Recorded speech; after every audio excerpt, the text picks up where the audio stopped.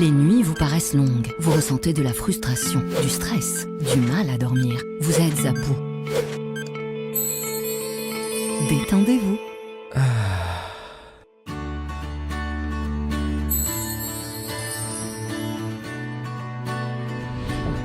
Réduction du temps d'endormissement, diminution des réveils nocturnes, relaxation. Une bonne nuit, ce n'est plus un rêve. Ce produit est un complément alimentaire sans dépendance disponible en pharmacie. N'hésitez pas à demander conseil à votre pharmacien. Mérinal, notre priorité, la qualité. Pour bien s'entendre, il faut bien s'écouter. Rendez-vous sur M, la petite radio du Grand Maghreb. Bonsoir à tous, bienvenue sur Radio M. Nous sommes en direct pour un nouveau numéro du CPP, le Café Presse Politique. Merci à vous de votre fidélité, au public qui nous accompagne et aux invités qui ont accepté notre invitation. Ali Boukhlef, journaliste, merci d'être venu. Bonsoir Fatah Sadat.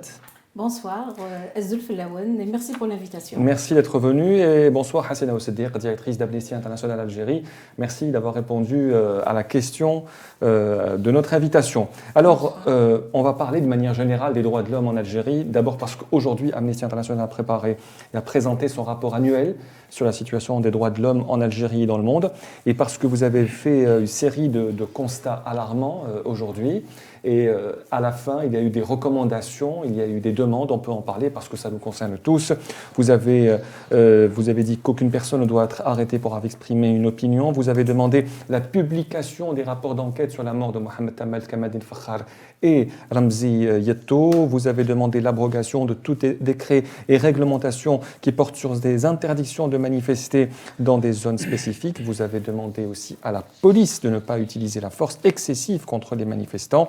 Vous avez aussi pris la défense des journalistes. Ils doivent faire leur travail en toute indépendance, sans menace, ni information, ni intimidation. Il faut lever toutes les interdictions des sites Internet et abroger la loi sur les associations 1206. Donc tout ça, c'est le bilan de l'année 2020. Nous sommes déjà en avril 2021. On a l'impression que ça ne s'est pas du tout amélioré par rapport à l'année précédente. En quelques mots, quel est le bilan général de l'année 2020 pour l'Algérie, Hassena Oussedir? L'année 2020, d'abord, a été secouée par la pandémie, comme on le sait. Et du coup, il y a eu une série de mesures sanitaires pour lutter contre la propagation de la pandémie. Ce qui fait, c'est qu'il y a eu une série de mesures qui ont porté atteinte à un certain nombre de libertés fondamentales. Liberté de circuler, liberté de manifester. Et donc, c'est vrai que les libertés fondamentales, c'est-à-dire les libertés d'expression, de manifester, des médias, cette année, ont été encore plus ciblées parce que l'Algérie, comme un certain nombre d'États, et dans les 5 régions du monde, ont profité de cette crise sanitaire pour prendre des mesures, pour porter atteinte vraiment aux droits humains. Fatah Sadat, situation désastreuse, on peut le dire, pour l'année 2020. On peut le dire, une situation désastreuse récurrente, des atteintes répétées, gravissimes pour les droits humains. Et également, ce que l'on peut souligner, c'est que durant l'année 2020, la pandémie a été exploitée par le régime en place pour limiter encore plus les droits fondamentaux et les libertés fondamentales. D'ailleurs, on se rappelle que c'est durant cette période-là qu'il y a eu l'instrumentalisation de la justice d'une manière éhontée et également que le Parlement de l'époque avait produit des lois plus que liberticides, des modifications du code pénal pour restreindre encore plus les droits et les libertés, et également d'autres textes tout aussi liberticides, comme la loi portant atteinte, mise à fin des discours de haine et de discrimination. Ce sont autant d'instruments juridiques qui sont utilisés actuellement pour porter atteinte aux droits humains, pour essayer d'étouffer toute voix discordante et donc de porter un coup de force contre la révolution pacifique, la révolution du 22 février 2019. Ali Boukhlef, la vision du journaliste, Amnesty a demandé aussi à protéger le travail des journalistes et à cesser toute menace et intimidation. Ce n'était pas une année facile pour les journalistes de manière générale, 2020. En plus des arrestations qu'on a connues, ton affaire à toi et d'autres collègues qui ont été arrêtés pour avoir exercé leur métier, il y a nettement un recul de la liberté de presse et de la liberté d'expression dans le pays. Il suffit de faire le tour des chaînes de télévision qui existent et de certains médias pour se rendre compte qu'on a reculé de plus de 20 ans. On avait plus, je suis désolé de le dire, mais on avait plus de liberté. Je suis journaliste de terrain, je sais de quoi je parle. Nous avons plus de liberté à l'époque de Bouteflika que maintenant. Il y avait moins de pression directe sur les journalistes que ce qu'il y a maintenant. Des journalistes reçoivent des menaces directes et indirectes de la part des autorités, notamment des autorités sécuritaires qui se mêlent de ce qui ne les regarde pas, en plus des pressions traditionnelles qu'on connaît, qui sont les pressions économiques qu'on exerce sur les entreprises de presse.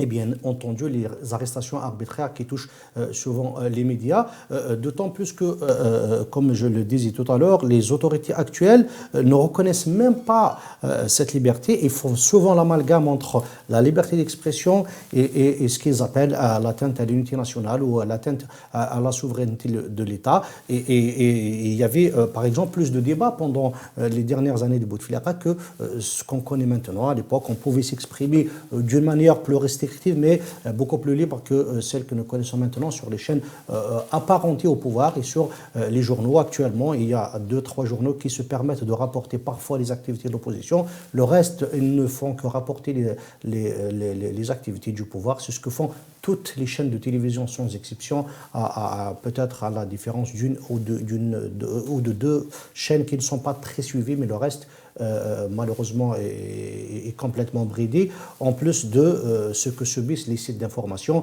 qui sont interdits de diffusion en Algérie, à l'exception de 2-3.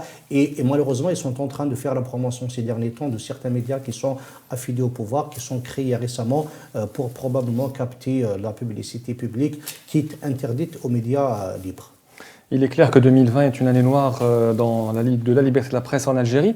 Hassina Oussedir, lorsque vous demandez qu'on rende public les résultats sur les commissions d'enquête sur la mort de Tamalt, Kamal Fakhar et Ramzi Yetou, est-ce que vous y croyez vraiment et pourquoi est-ce que les autorités ne veulent pas rendre public ces commissions d'enquête? Pour moi, c'est difficile de vous dire pourquoi ils ne répondent pas.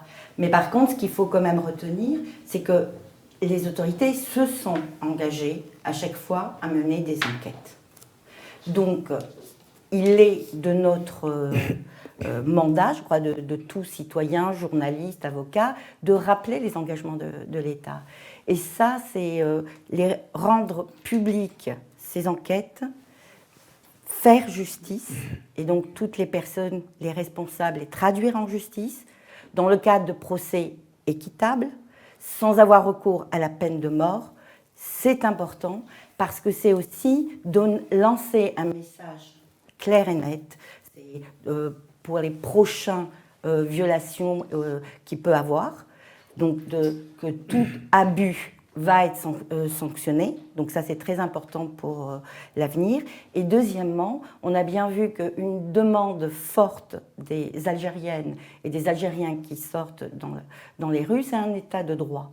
Et un état de droit exige que les personnes aient confiance en la justice. Et si on a une justice qui est basée sur l'équité, sur l'égalité, parce que là, on a le sentiment d'un arbitraire, et c'est vrai qu'on ne comprend pas très bien la logique des autorités algériennes. C'est-à-dire, on libère des personnes, et là, on voit bien, il y a eu de nouveau des arrestations et des interpellations lors des dernières manifestations. Donc ça ne nous donne pas un sentiment de compréhension et on ne comprend pas très bien quels sont les objectifs poursuivis par les autorités. Alors que ce qu'on a besoin pour construire une Algérie nouvelle, c'est d'avoir des règles qui sont clairement établies. Comme ça, chacun les citoyens connaîtront exactement quels sont leurs droits et quels sont leurs devoirs, mais surtout leurs droits, et que ces règles soient appliquées d'une manière équitable et égalitaire partout et au niveau national. Bon, c'est mal parti pour l'Algérie nouvelle et pour l'état de droit, comme vous venez de le dire, puisqu'il y a eu une nouvelle vague de mandats de dépôt avant-hier à Alger et dans plusieurs wilayas du pays. Ces mandats de dépôt sont clairement un tournant, en attendant probablement, on ne le souhaite pas, peut-être une autre vague d'incarcération à partir de demain, puisqu'il y a d'autres militants du Hirak qui sont toujours en garde à vue. Leur garde à vue a été prolongée, notamment Mohamed Tadjedid, Malik Riahi, Sohaib Debari et bien d'autres militants. Comment est-ce qu'on explique aujourd'hui cette régression après avoir libéré une quarantaine ou une cinquantaine de détenus d'opinion le 19 février dernier? On reprend un peu les mauvais réflexes. Écoutez, moi je trouve que, je ne dirais pas le régime, je dirais les tenants du pouvoir de fait sont dans le replâtrage et dans le bricolage. Pour quelle raison?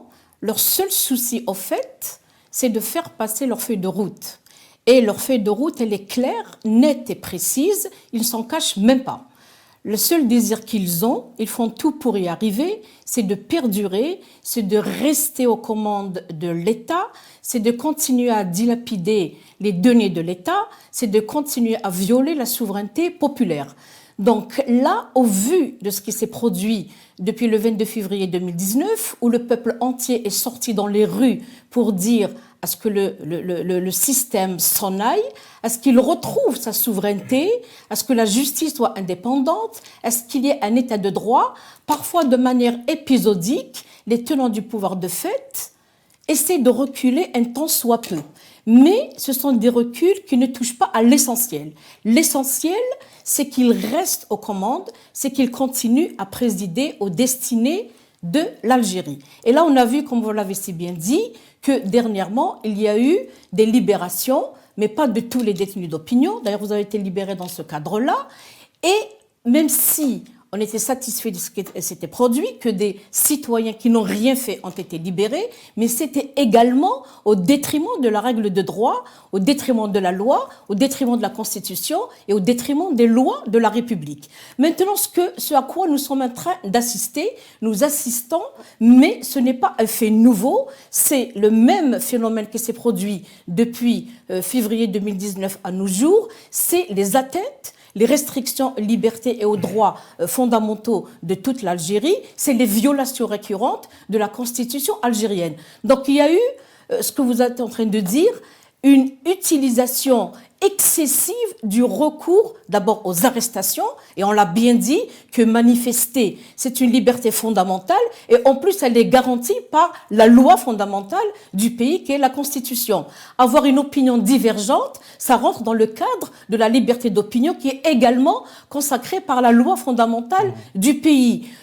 Dire je veux que le système s'en aille, résister à l'oppression, c'est presque un devoir pour tout Algérien. Mais là, nous avons assisté, ou nous continuons d'assister, au vu du scrutin qui approche, donc les élections du 12 juin prochain, les tenants du pouvoir de fait, ils ne reculent devant rien pour faire passer ces élections. Donc retour à la case départ, retour au recours excessif au mandat de dépôt. Donc là, lundi dernier, ne serait-ce qu'au niveau de 2 tribunaux de la Cour d'Alger, 23 manifestants ont été mis sous mandat de dépôt.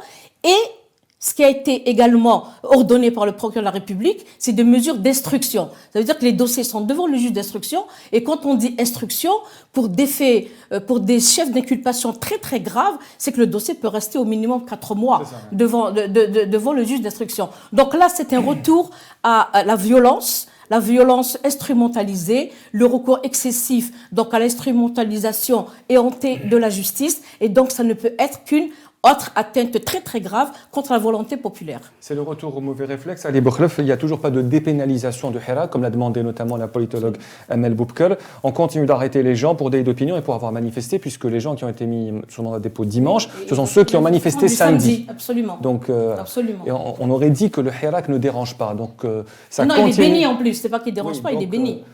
Donc ça continue de déranger aujourd'hui. Ali Boukhlef. Il me semble qu'il y a un agacement des autorités à la veille, enfin à demande de l'élection législative prévue. La priorité aujourd'hui, c'est sur les élections législatives. Ils mettent le cap sur les élections, ils veulent mettre tous les atouts de leur côté, éviter toute voie discordante et faire peur aux gens un tant soit peu pour éviter que les élections soient chahutées, d'autant plus qu'ils savent à la lumière des expériences passées, donc de l'élection présidentielle et de la révision de la Constitution, que les gens n'iront pas voter, donc ils vont essayer de faire peur.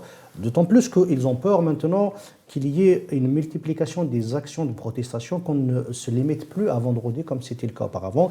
Ils ne veulent pas qu'il y ait d'autres journées de mobilisation, ils ne veulent pas qu'il y ait d'autres membres de la société qui puissent manifester au-delà de ce qui manifeste pour vendredi, parce qu'à la limite, à un certain moment, ils ont pensé que c'était un peu du folklore entre guillemets, que les gens manifestent, c'est une journée chômée et payée, donc ça ne dérange pas trop. Mais si ça déborde au-delà du samedi, c'est pour ça que même, vous avez vu qu'il y a 2 jours de cela, le pouvoir a changé même de discours en essayant de sortir encore une fois le spectre du terrorisme ou des groupes terroristes qui seraient derrière ces nouvelles manifestations de samedi. Et ça, c'est pas nouveau parce que ça a été déjà expérimenté en 2019. Il y a eu des tentatives de manifester en 2019. Les samedis, ça a été toujours mis sur le dos des gens qui viendraient, qui seraient manipulés de l'extérieur, et c'est toujours le même langage. Mais je reviens à la déclaration du départ, que c'est une expression, à mon avis, d'agacement. Ils ne veulent pas qu'il y ait perturbation de ces élections, et surtout que l'opposition, pratiquement dans son intégralité, ne veut pas participer aux élections. Il n'y a que eux et les islamistes qui vont, enfin les islamistes organiques qui vont participer à ces élections. Il faut à tout prix arrêter les gens et faire peur et probablement faire cesser ce mouvement. Hassina Ouzdéq, le droit de manifester est un droit garanti, mais en Algérie, ce n'est pas le cas, puisque on a l'impression que le mardi et le vendredi c'est toléré, mais le samedi surtout pas. Écoutez, la question c'est est-ce que c'est toléré le mardi ou est-ce que c'est pas accepté, les c'est autres toléré. jours ou pas Il faut des textes. Je veux dire, c'est pour ça qu'il faut revenir à... Mais le texte existe, le droit de manifester est garanti par la Constitution. Oui. Non, mais quand je parlais de la cohérence, si on peut manifester, et on manifeste le mardi et le vendredi, je ne vois pas pourquoi on interdirait de manifester les personnes les autres jours. C'est un droit, mais il faut bien, et on revient au droit, le problème en Algérie, c'est que même si on a des garanties constitutionnelles, elles sont vidées de leur sens par la législation nationale. Parce qu'on a des formulations très vagues qui peuvent permettre de arrêter des personnes. Jamais au niveau des arrestations on dit vous avez manifesté, c'est pas le chef d'inculpation, c'est vous avez porté atteinte à l'unité nationale pour la sécurité. Donc il faut absolument qu'il y ait un changement de législation nationale, et c'est pour ça que dans nos recommandations, on a toute une série de recommandations qui se réfèrent à modifier des dispositions de la législation nationale. On a noté qu'il y aurait au moins 20 articles dont les formulations sont vagues, peuvent être interprétées de façon très large et donc peuvent être appliquées de manière arbitraire pour restreindre des libertés. Donc je crois que le combat principal doit aussi se porter à ce niveau, c'est-à-dire changer la législation nationale et changer aussi des pratiques. C'est des pratiques qui existent depuis des décennies et il est temps de les changer. Il nous faut une rupture avec la législation nationale en la changeant et également en changeant les pratiques. Quelle est votre analyse en tant que femme de loi lorsqu'on voit ces manifestations tolérées, d'autres rejetées? Ça veut dire que si on manifeste le samedi en Algérie, on va directement en prison? Non, écoutez, moi je trouve c'est très intéressant tout ce qui se dit autour de cette table. Je ne sais pas si on peut approfondir un peu les points, oui, ce serait très intéressant. Moi, il me semble que le problème n'est pas toujours au niveau de la législation, mais au niveau de l'effectivité de cette dernière. Parce que là, lorsqu'on prend, pour exemple, la loi la plus importante dans un État, et donc en Algérie également, c'est la Constitution. Moi, j'ai comptabilisé au moins 43, si je ne m'abuse, 43 articles liés aux droits et libertés. Le problème qui se pose, est-ce que ces articles-là sont effectifs sur le terrain, dans la pratique? Évidemment, non. La réponse est là, ils ne sont pas effectifs. Mieux encore, lorsqu'on parle de la législation, c'est vrai, elle a raison Hassina, parfois les articles de loi, notamment les articles qu'on trouve dans le code pénal, sont extrêmement élastiques et qu'ils donnent évidemment plénitude pour le magistrat qui doit les appliquer, de les appliquer un peu, je dirais entre guillemets, un peu n'importe comment. L'exemple que j'ai en tête, qui me revient, c'est que les arrestations qui sont effectuées à partir de juin 2019, à partir du discours de Gaïd Salah, au niveau d'une caserne militaire évidemment, ils ont, au niveau des marches, arrestation de manifestants pour le simple fait qu'ils étaient porteurs de l'emblème Amazigh. Moi, en tant que juriste, et vous faites bien de m'interpeller sur ce plan-là, j'ai beau chercher dans le code pénal, il n'y a aucun article des lois qui criminalise le fait qu'un citoyen algérien ou une citoyenne soit détenteur ou porteur de l'emblème Amazigh. Mais, néanmoins, les arrestations se sont effectuées, ils ont été chercher un article complètement dépassé par les événements, par l'histoire, obsolète, l'article 79. Ça a été interprété comme étant porteur atteinte à l'unité de la nation. Et là, les arrestations qui s'effectuent actuellement, c'est vrai qu'il n'y a pas un chef d'inculpation qu'on appelle « il est interdit de manifester », mais ils ont trouvé mieux. Ils ont trouvé mieux, et là, contrairement à ce que j'ai entendu, les arrestations s'effectuent même le vendredi, même les mardis, pas simplement les samedis. En fait, les tenants du pouvoir ne veulent pas que le peuple s'exprime. Les tenants du pouvoir ne veulent pas que cette révolution perdure. Les tenants du pouvoir veulent faire passer les élections et veulent toujours rester aux commandes de l'État.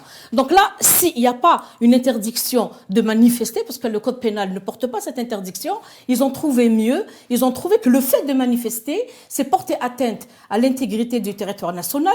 Le fait de manifester, c'est porter atteinte à l'intérêt national. Le fait de manifester, ils ont considéré que c'était un attroupement, encore heureux, non armé, ou alors incitation à attroupement non armé. Et mieux encore, dans les statuts que chacun est libre de publier ce qu'il veut sur son compte Facebook, les statuts que les Algériens publient, ça a été interprété comme étant une atteinte à l'intérêt national, à l'unité nationale, au président de la République et autres. Donc là, il y a deux problèmes essentiels à mon avis. Il y a l'effectivité des textes de loi. Il faudrait faire en sorte qu'il y ait une vraie volonté politique pour qu'un article de la Constitution soit effectif et soit respecté et non pas foulé aux pieds. Il faudrait également réagir au niveau de certains textes de loi qui sont trop confus, trop obscurs et trop élastiques. Je pense que le pouvoir algérien, comme dans tous les domaines, il n'a rien inventé. Ce sont des pratiques qu'utilisent toutes les dictatures dans le monde. C'est une dictature. Qu'est-ce qu'elle fait? On a vu par exemple en Birmanie, pour l'ancien chef du gouvernement, on a inventé des histoires de marché qu'elle aurait signé de manière illégale avec d'autres pour l'arrêter pour des histoires politiques. Donc c'est exactement la même chose qui se passe chez nous. Quand on veut arrêter quelqu'un, quand on veut punir quelqu'un, parce qu'il part du principe pas d'appliquer le droit, de punir les gens. Et punir, il faut trouver l'habillage juridique qui va avec. Mais j'ai dit la dernière fois ici avec une autre avocate, j'ai posé le problème de la formation de certains juges. Et c'est vrai qu'il y a un problème de la protection des juges.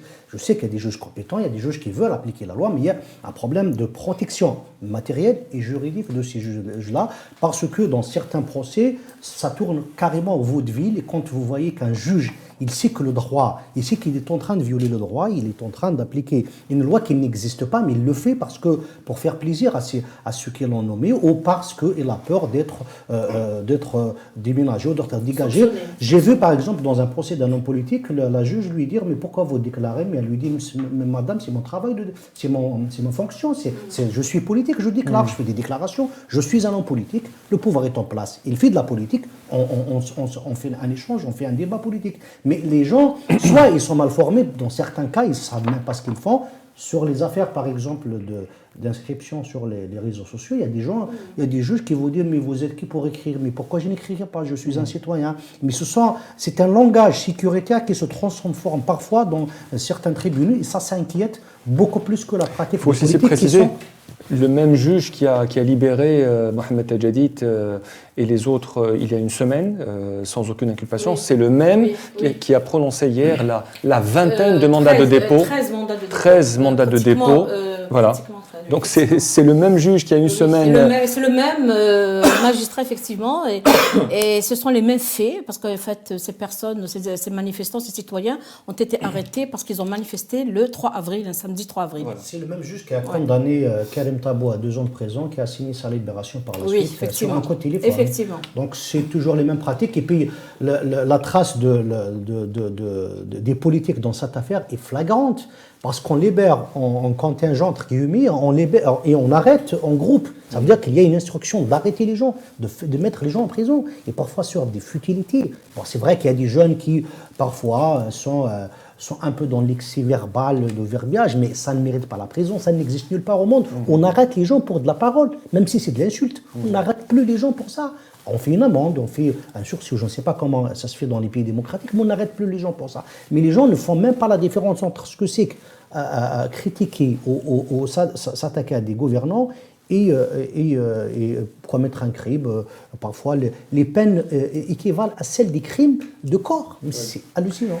Comment vous avez appris ou analysé la dernière réunion du Conseil supérieur de sécurité avec son communiqué très lourd? Comment est-ce que vous avez analysé le dernier communiqué du Conseil supérieur de sécurité? On commence avec vous, Hassana Oussedir. Nous, on a bien écouté, Oui. on attend de voir concrètement quelles vont être les actions qui vont être faites par le gouvernement avant de pouvoir nous prononcer. Mais quand vous lisez le communiqué, est-ce que c'est inquiétant ou pas inquiétant, ou pas aussi inquiétant pour réagir maintenant? Écoutez, les politiques ont des discours, Ouais. ils ne sont pas souvent suivis d'actions concrètes. Je ne dis pas dans ce cas-là, il ne va pas y avoir d'action concrète, mais attendons, enfin pour Amnesty International, nous attendons avant de pouvoir réagir. Oui, moi, avant de répondre à cette question très judicieuse par ailleurs, j'aimerais juste conclure sur l'autre question que le débat qu'il y a eu il y a maintenant. On a parlé des affaires des mandats de dépôt et autres. Il faudrait peut-être donc, en conclusion, dire que ce n'est pas un leurre, ce n'est pas une vue de l'esprit lorsque le peuple dans la rue, il demande adala hurra mustaqilla. Donc ça veut dire qu'on ne peut pas aller de l'avant, on ne peut pas construire un État digne de ce nom, on ne peut pas construire une démocratie sans asseoir un État de droit, et on ne peut asseoir un État de droit sans la garantie de l'indépendance de la justice. Et malheureusement, tout ce que nous avons vécu, je dirais de l'indépendance à nos jours, mais encore plus depuis 2019, depuis la révolution du sourire à nos jours, on a assisté à une instrumentalisation des plus gravissimes de la justice qui est censée, d'après la loi fondamentale du pays, garantir les droits et les libertés. Et en plus de cela, d'après la loi fondamentale toujours du pays, c'est quand même la source, la référence, et les conventions internationales que l'Algérie a dûment ratifiées, donc elle est obligée de les respecter, c'est que le juge est censé n'obéir qu'à la loi. Et c'est bien dit dans la loi fondamentale du pays. Maintenant, donc moi, il me semble qu'il faudrait peut-être revenir encore beaucoup plus souvent sur ces questions-là, ne pas faire dans le détail, il a condamné, non là c'est une amende, là c'est une prison. Moi, tout ce que je retiens dans tout cela, je retiens le fait que les services de police, entre guillemets, ils seraient dans leur rôle, ils arrêtent un certain nombre de citoyens qui n'ont fait que manifester, qui n'ont fait que s'exprimer, mais toujours est-il, lorsqu'il est présenté devant un magistrat, ce magistrat-là a le droit à toute plénitude, toute prérogative de mettre fin aux poursuites. Malheureusement, ce à quoi nous avons assisté jusqu'à nos jours, c'est des mandats de dépôt, des mesures d'instruction, des affaires qui durent des mois, et donc des atteintes à la liberté des gens. Ça, je voulais juste rejaillir là-dessus parce qu'on ne peut pas finir ce chapitre-là sans tirer la conclusion qu'on ne peut construire quoi que ce soit sans une justice libre et indépendante. Maintenant, pour revenir au communiqué, n'est-ce pas, donc hier, je crois que c'était hier, n'est-ce pas, que le chef de l'État a présidé une réunion du Haut Conseil de sécurité. D'ailleurs, contrairement à son prédécesseur, il lui arrive très souvent de présider ce genre de réunion avec cet organisme, cette institution, c'est une institution qu'on le trouve dans la Constitution par ailleurs, dont l'objectif, sa prérogative, sa mission, c'est de donner de simples avis au chef de l'État en ce qui concerne les affaires liées à la sécurité nationale. Donc il semblerait, si on doit faire foi au contenu de ce communiqué, que la sécurité de la nation serait en danger, et donc il y a eu la réunion, et donc il y a eu le communiqué que l'on peut interpréter, mais ce n'est pas une nouveauté, c'est dans la logique des choses, c'est l'un des procédés utilisés par les tenants du pouvoir de fait pour menacer, pour intimider, mais surtout pour passer cette période et faire passer à tout prix, en violation de la volonté du peuple algérien, le scrutin du 12 juin 2021. Parce que là aussi, moi, il me semble qu'on devrait tirer un peu, on l'a déjà fait, on continue à tirer la sonnette d'alarme, c'est qu'il y a une fracture inimaginable entre le peuple et ses gouvernants, un divorce total entre le peuple et les gouvernants. On se demande, c'est le déni, c'est sûr, c'est l'autisme, c'est sûr, mais en tout cas, c'est du mépris total pour le peuple algérien qui lui demande le départ du régime et demande l'instauration d'une période de transition pacifique et démocratique. Comment vous avez réagi à cette réunion du Haut Conseil de sécurité et du communiqué Ali Bourkhaf? Moi, il m'arrive des fois parce qu'il y a des affaires sérieuses parfois qui ne font pas rire, mais parfois ça fait rire quand ils parlent comme ça, parce que il y a une semaine, le tribunal d'Arzazga a annoncé avoir arrêté 5 personnes qui détenaient des armes, mais contrairement aux manifestants, elles ont été libérées. Contrôle judiciaire. Et c'est ce contrôle judiciaire. Donc quand vous avez des gens qui, soi-disant, ont des armes entre les mains, mais qu'est-ce que vous attendez pour le faire? Pourquoi un communiqué du Conseil de sécurité? C'est un langage, comme l'a dit Maître Sadek, qui a existé déjà du temps de Gaïd Salah. C'était les séparatistes du MAC à l'époque.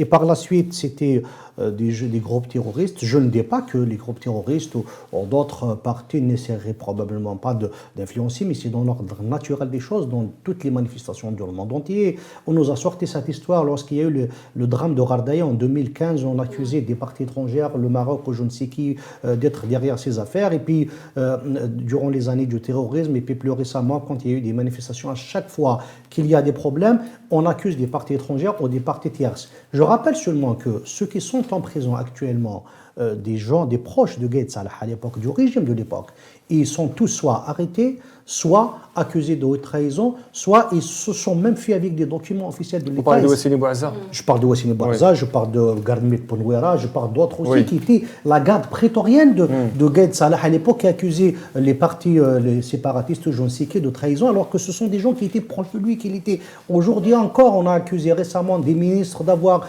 saboté, entre guillemets, l'action du gouvernement. Donc, en fait, ce sont des gens qui sont à l'intérieur des institutions, qu'ils accusent eux-mêmes de saboter leur action. Donc je ne vois pas à chaque fois qu'ils n'arrivent pas à s'en sortir, qu'ils n'arrivent pas à trouver des arguments, ils inventent parfois des ennemis imaginaires, parfois c'est pour faire des versions, parfois pour créer des ennemis qui n'existent même pas. Et ce sont souvent des gens honnêtes qu'on accuse. Bon, je ne dis pas que tout le monde est honnête, je n'ai pas les dossiers, j'ai pas on a vu qu'ils ont lancé des mandats d'arrêt contre des gens, certains gens quand j'en connais, peut-être qu'ils sont des opposants, mais être des terroristes, c'est beaucoup plus une blague qu'une réalité. Donc il ferait mieux d'entreprendre des démarches politiques, à la limite, de discuter avec les gens, je ne sais pas de quelle manière, ils sont des politiques, ils font des politiques, au lieu à chaque fois de perdre du temps comme ça aux Algériens, ils vont faire peur aux gens beaucoup plus qu'ils n'imaginent. Et maintenant, ils vont faire peur aux gens, les gens ne vont pas voter, ils vous diront qu'il y a du terrorisme parce que les manifestants n'arrêtent pas. Le ministre des Affaires étrangères a dit on ira au vote, même s'il y a moins de 20% de Tebboune lui-même a dit quel que soit le chiffre, c'est-à-dire ça veut dire qu'on a accepté aujourd'hui, le régime a accepté le principe d'une élection sans électeurs. Tout à fait. Hassina Oussedeq, le rapport d'Amnesty International aussi parlait de la dureté des peines. Comment vous expliquez aujourd'hui les peines sont extrêmement dures, que ce soit pour les manifestants, que ce soit pour les militants des droits de l'homme, et qu'on relâche des gens accusés de terrorisme. C'est important ça sur l'extrapolation par les juges et sur le contenu des peines qui est extrêmement, extrêmement sévère. Écoutez, ce qui est important, c'est de dire pour toutes les libertés fondamentales d'expression ou les manifestations, du moment qu'elles sont pacifiques, les personnes ont le droit d'exercer, d'avoir une pleine jouissance de ces droits. Et comme l'a dit Feta, les gens ont le droit de dire ce qu'ils veulent. Et il est important aussi de rappeler que pour des cas de diffamation, il y a des dispositions particulières. Il est important aussi de rappeler, et ça les normes internationales et les textes en parlent, quand on est une personnalité politique, une personnalité connue, ça attire aussi des commentaires, c'est les règles du jeu. Donc, Et au contraire, on peut se réjouir parce qu'on a, au contraire, on a un peuple qui est plein d'humour. Moi, je trouve absolument, des fois, les caricatures, les commentaires témoignent d'une vivacité, d'une intelligence. Je pense aussi que les responsables aussi devraient se référer aux normes internationales, qui dit aussi qu'en tant que responsable, il est normal qu'il y ait ce type de commentaires, quoi. Donc, si un appel ou une manifestation ne fait pas appel à la haine, à la violence, il n'y a pas de raison d'emprisonner. C'est-à-dire même pour un jour. On l'a toujours dit et on l'a répété et on l'avait dit quand tu étais toi-même en prison. Aucune personne ne doit passer une seule nuit, une seule heure en prison pour s'être exprimée de façon pacifique. Et quand vous le dites et vous le répétez souvent, puisque vous êtes directrice d'Amnesty International Algérie depuis des années, vous avez l'impression d'être entendue ou bien c'est normal qu'on ne vous entende pas et que chaque année il y a un rapport et que chaque année on ne répond pas favorablement ni positivement à vos doléances? Ça fait plus de 20 ans que je travaille dans les droits humains. Oui. Et malheureusement, depuis 20 ans, et pas uniquement en Algérie, je veux dire, on assiste quand même à une régression des droits humains. Ça, il faut le dire. Une régression et une attaque des droits humains au niveau international. Je veux dire, en Europe, on n'a plus le droit de filmer. Il y a une loi qui va passer au Sénat pour pas filmer en France. En France précisément, pour pas filmer des policiers parce qu'on va toucher à leur intégrité physique et psychique. Donc, il y a au niveau international en ce moment vraiment une attaque contre les droits humains. Il y a une attaque contre le système multilatéral. Les États-Unis sortent de l'OMS alors qu'on est en pleine crise de pandémie. Et il y a une guerre entre la Chine, oui, mais je veux dire, on était en plein, voilà.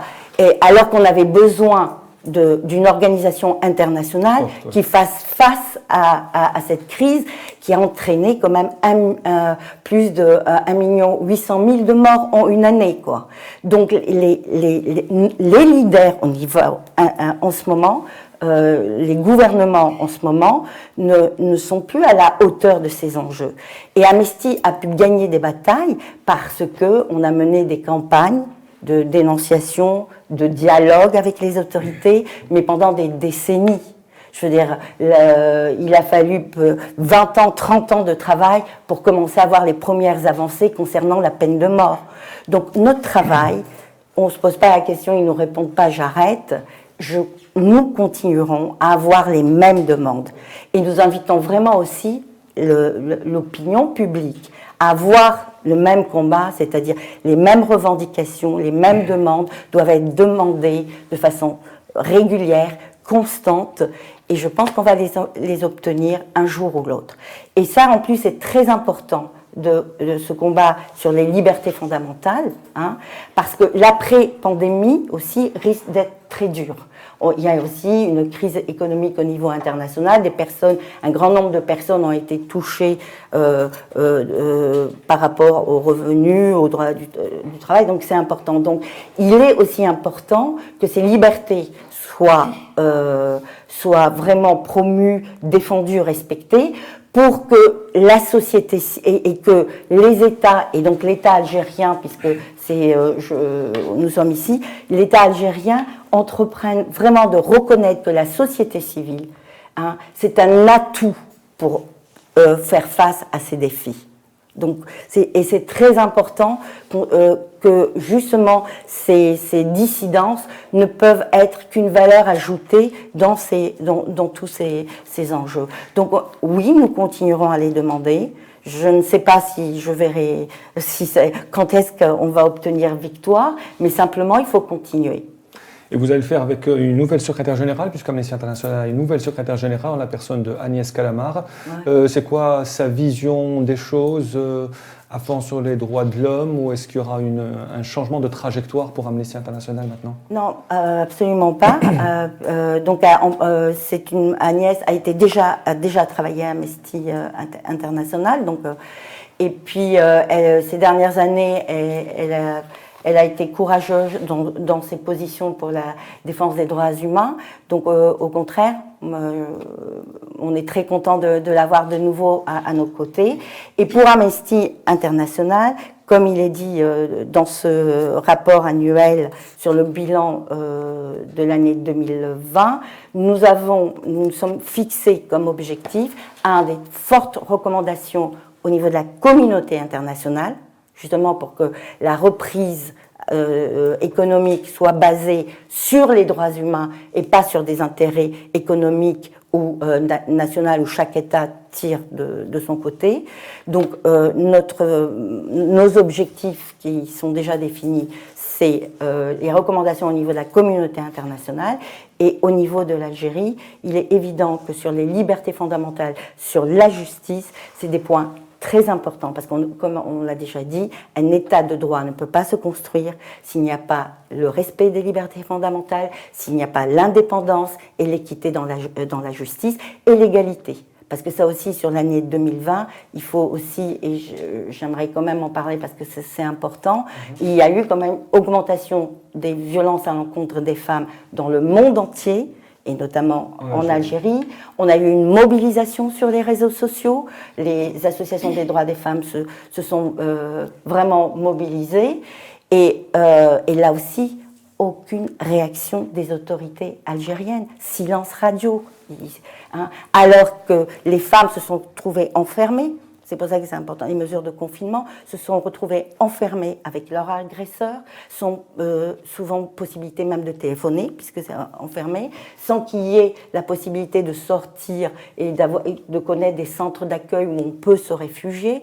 Donc tout ça, c'est pour vous dire, voilà nos objectifs, et il faut absolument qu'il y ait un dialogue avec la société civile, avec toutes les différentes forces. C'est à ce prix-là qu'on pourra vaincre, parce qu'il est à craindre également pour l'avenir. Peut-être ce ne sera pas la première crise sanitaire planétaire. Donc il faut vraiment qu'on change les donnes à l'intérieur des pays et aussi au niveau international. Et je terminerai là-dessus, sans oublier que les enjeux des changements climatiques vont aussi bouleverser la vie de millions de personnes. Alors, je pense que tout le monde a lu cette semaine le fameux article de notre consoeur Salima Tlemceni sur Wassili Bouazza, le procès Wassili Bouazza, l'ancien directeur général de la sécurité intérieure, qui a été condamné, si je ne me trompe pas, à 16 ans de prison ferme. Mais ce qui était frappant et marquant dans cet article, c'était les révélations de Wassili Bouazza, qui dit avoir appliqué les ordres de son chef, en l'occurrence Ahmed Gaïd Salah, sur le fait de vouloir favoriser Azdine Mihoubi. D'abord, comment vous avez réagi à cet article, et est-ce que vous y croyez? Pas l'article en lui-même, mais est-ce que vous croyez l'ancien patron de la DGSI qui dit ça? Honnêtement, si vous permettez, c'est des informations qu'on avait à l'époque, mais qui n'étaient pas suffisamment sourcées pour être diffusées par les médias. Mais il est évident que le monsieur dont il est question était au cœur du dispositif de Gaïd Salah à l'époque pour réprimer le Hirak déjà, pour les arrestations.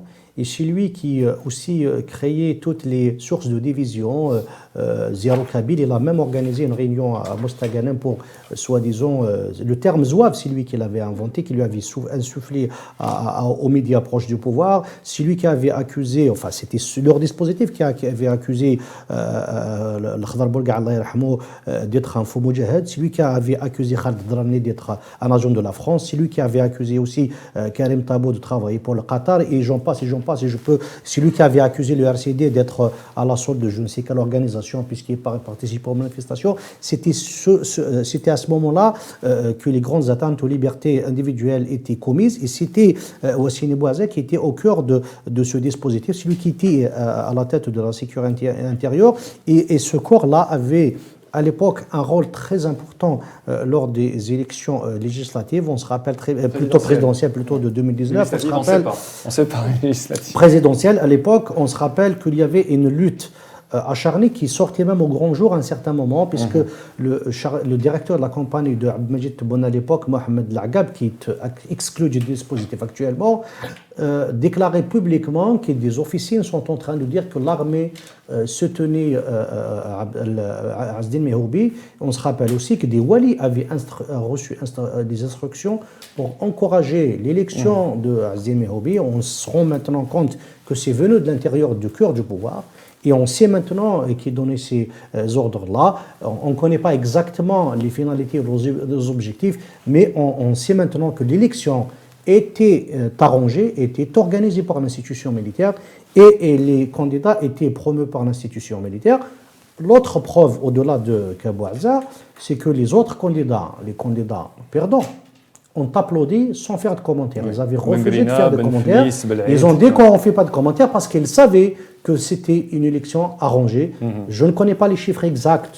Il y a beaucoup de spéculations là-dessus, mais ça prouve encore une fois que c'était une élection qui était organisée par les officines du pouvoir et que certains candidats arrangeaient un clan du pouvoir au détriment d'un autre. Et finalement, c'est Abdelmajid Tebboune qui a été porté au pouvoir.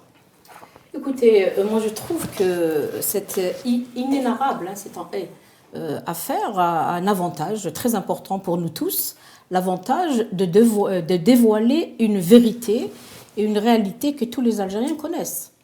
La réalité est la suivante, c'est que c'est un État militaire, alors que le peuple algérien appelle de plus fort, et surtout depuis 2019, à ce qu'il y ait un État civil et non militaire. Donc là, c'est un exemple flagrant de l'immixtion, en tout état de cause complètement illégale, de l'appareil de l'armée dans la gestion des affaires internes de l'État, d'une part.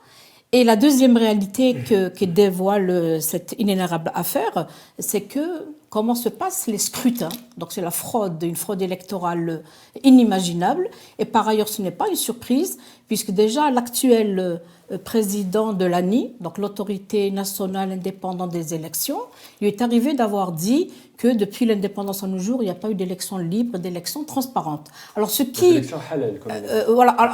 interpelle tout un chacun de nous, ce qui interpelle les citoyens, c'est comment dans une conjoncture pareille, avec des scandales pareils, on va appeler les Algériens à aller de nouveau voter pour le 12 de juin. C'est une mascarade annoncée et donc c'est une autre turpitude et c'est une autre violation flagrante de la volonté du peuple algérien.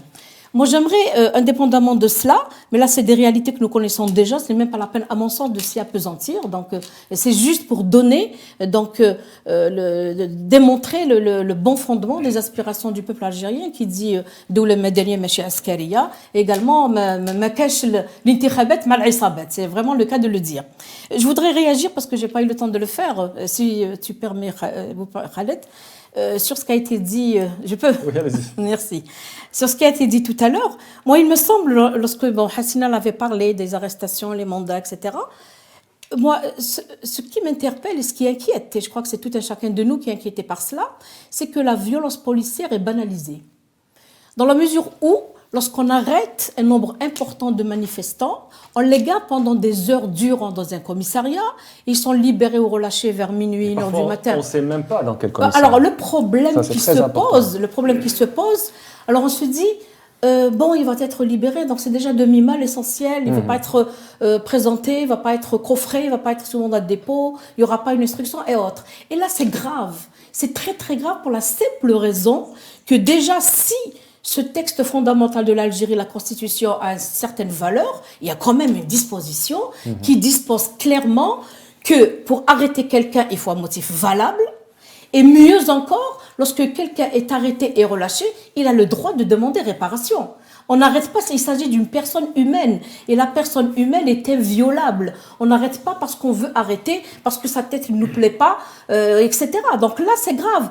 Lorsque la violence est banalisée, là, ça nous interpelle de plus fort. Et mieux encore, on a demandé, même nous, au niveau de notre parti, le RCD, on a demandé à ce qu'il y ait la libération inconditionnelle, immédiate, de tous les détenus d'opinion, cela va de soi. Mais on a demandé encore plus. On a demandé à ce qu'ils soient réhabilités. Il ne suffit pas de libérer, parce qu'il ne fallait même pas qu'ils soient arrêtés. Il ne fallait pas que cette personne soit arrêtée parce qu'elle n'a rien commis, qu'essayait d'exercer son droit à la citoyenneté et d'exercer ses droits et libertés qui lui sont consacrés et garantis par la Constitution. Donc là, il ne suffit pas qu'il soit libéré, il faut encore qu'il soit réhabilité. Et réhabilité comment? Réhabilité moralement et réhabilité matériellement. Parce que là, on a tendance à oublier. Je sais que la situation est si désastreuse qu'on a tendance à oublier les choses. On parle de détenus, mais on parle de ceux qui ne sont pas détenus. Mais néanmoins, ils sont poursuivis. Il y a encore des affaires, ils sont devant les tribunaux, ils sont convoqués, etc. Et la plupart, ils ont perdu leur poste de travail. Ouais. Donc là, il faudrait vraiment, c'est un dossier d'une extrême importance. Il faudrait voir, moi je parle du cas de militant à nous, si je peux citer son nom, Monsieur Arhab Bachir, soutien de famille, c'est le fils aîné de la famille, son père est décédé, c'est lui ce qui travaille pour la famille. Il a été détenu, par suite libéré le fameux 2 janvier 2020, et il a obtenu une relaxe au niveau du tribunal, mais le dossier perdure au niveau de la cour d'Alger. Mais jusqu'à présent, il n'a pas le droit de travailler. Il a été il est suspendu de son travail. Et c'est pas le seul. Je le cite lui parce que je l'ai vu hier. J'ai eu l'avantage de le rencontrer hier. Mais ils sont des centaines, pour ne pas dire des milliers dans ce cas-là. Donc ce n'est pas suffisant de dire liberté et ça, on arrête là. Mais il faudrait voir ce qu'il faudrait faire pour des mécanismes pour réhabiliter totalement ces pauvres, ces manifestants. Un dernier point, si tu permets, parce que c'était très gentil, Hassina, et je voulais l'aborder aussi, la question de la femme. C'est vrai, indépendamment des féminicides, des violences, là, à la limite, ça concerne un peu pratiquement l'univers en entier. Ils souffrent de ce mot, de ce fléau. Mais là, ce qui a attiré mon attention dans la Constitution actuelle, c'est que, d'abord, la question de la parité, il n'y a aucun mécanisme, la parité dans l'emploi. Ça reste une déclaration, un effet d'annonce, une déclaration dans la Constitution, et on ne sait pas comment la parité va se réaliser. Mais ce qui est encore plus grave, à mon sens, c'est que, avec la nouvelle loi électorale, on ne voit pas comment on va réellement augmenter les chances de la femme à accéder à la représentativité politique. Puisque la loi de 2012, elle n'est plus d'actualité. Et alors, il y a une déclaration dans la Constitution où l'État doit encourager la femme à avoir des postes de responsabilité au niveau politique, mais dans la pratique, il n'y a aucune loi qui va réellement concrétiser ce principe qui reste tout simplement un effet d'annonce, un principe tout à fait général. Merci beaucoup Fada Sadat d'avoir accepté notre invitation. Merci Ali Boukhlef, journaliste à Liberté, d'être venu. Et merci Hassina Ousseddiq, directrice d'Amnesty International Algérie, d'avoir répondu à nos questions à l'occasion de la présentation aujourd'hui du rapport annuel sur les droits de l'homme. Merci à vous de votre fidélité. On se retrouve mercredi prochain en direct sur Radio M à partir de 18h. Au revoir.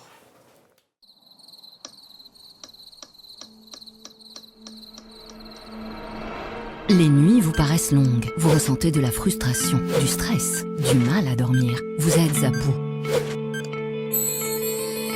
Détendez-vous.